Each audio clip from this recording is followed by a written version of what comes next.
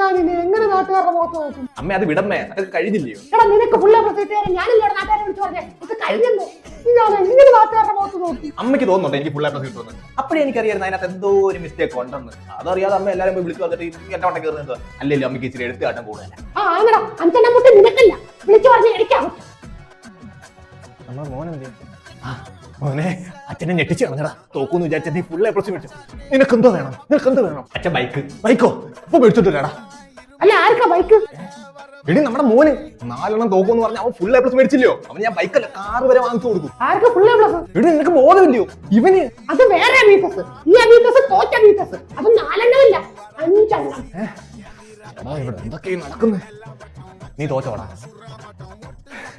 ഇപ്പോഴെനിക്ക് സമാധാനമായത്. ഞാൻ വിചാരിച്ചു ഈ കമ്പ് വെറുതെ പോകുന്നു. അപ്പൊ എങ്ങനെ തുടങ്ങിയാലോ?